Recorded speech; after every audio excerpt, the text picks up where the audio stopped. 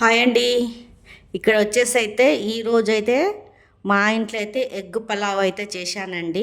వేడి వేడిగా బిజీగా అయితే చేసుకోవచ్చండి. ఈ ఎగ్ పలావ్ చాలా టేస్టీగా ఉంటుంది.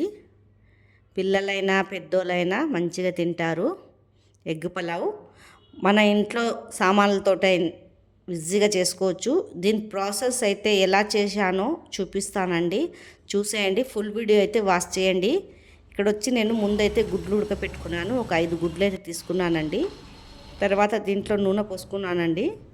పోసుకొని గుడ్లు అయితే వేసుకున్నాను. ఈ గుడ్లని రెడ్గా అయితే ఫ్రై అయితే చేసుకుంటానండి. చూడండి, మనము దాంట్లో ఘీ అయినా వేసుకోవచ్చు, డాల్డా. నేనైతే ఘీ అయితే వేస్తలేనండి.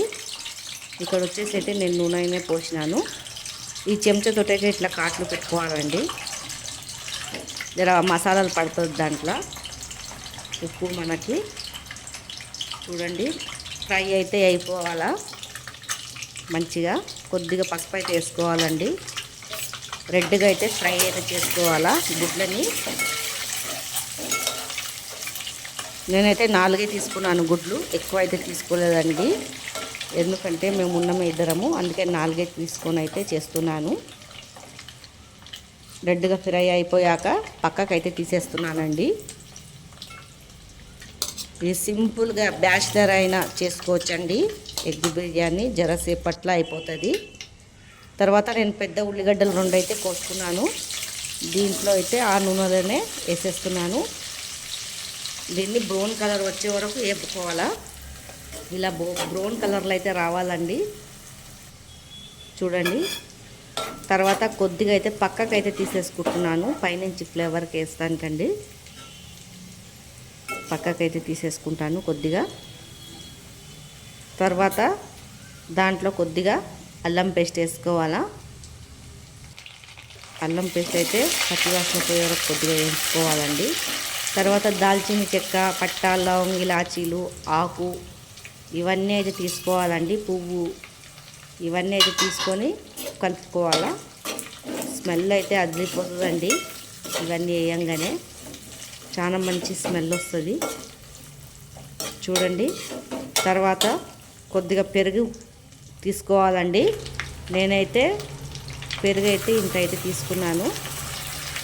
తర్వాత ఈ వాసన పోయే వరకు పెరుగు వాసన కలుపుకోవాలండి మంచిగా నీట్గా.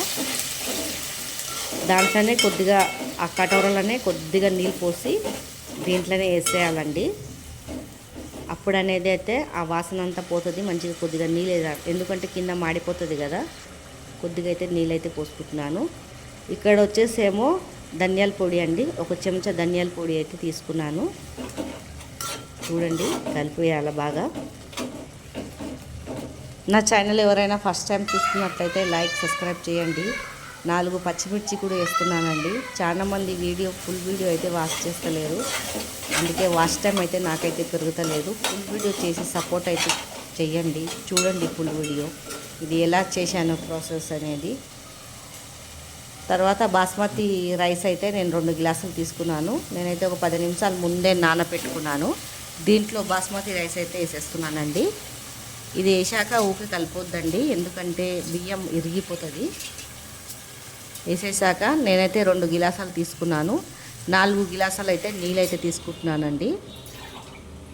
4 గ్లాసాలు నీళ్ళు తీసుకొని ఎక్కువ కలపొద్దు, ఒక్కసారికే కలపాలా. కలిపి మూత పెట్టేయాలండి, అదే ఉడుకుతుంది. మనం జర సేపటికి తీసి మూత తీసి కలపడం అట్లా చేయొద్దు, ఎందుకంటే బాస్మతి రైస్ అంతా ఇరిగిపోతుంది. తర్వాత మూత అయితే పెట్టేస్తున్నానండి నేనైతే. చూడండి, ఉడికిపోతుంది. ఒక్కసారి ఇట్లా అయితే కలుపుకోవాలా, ఎక్కువసేపు అయితే కలపొద్దండి, జర ఇట్లనే కలిపేయాలా. తర్వాత ఏమో 1 చెంచా నేను చికెన్ మసాలా అయితే తీసుకున్నాను. తర్వాత ఈ వేపుకున్న గుడ్లు అయితే పెట్టేస్తున్నానండి. మూత పెట్టి అయితే పెట్టాలా జరసేపు, ఏమైనా నీళ్ళు ఉన్నా ఇనికిపోతుందండి. ఇనికిపోయాక పైనుంచేమో ఇది మనం పక్కకు పెట్టుకునేది ఆనియన్ అయితే వేసుకోవాలా. పైనుంచి కొత్తిమీర వేసుకోవాలండి. టేస్టీగా ఎగ్ పలావ్ అయితే రెడీ అయిపోతుంది. చాలా బాగుంటుందండి. మీరు ఒకసారి ట్రై చేసి చూడండి. చూసినాక నాకైతే కామెంట్ చేయండి ఎలా అయ్యిందో.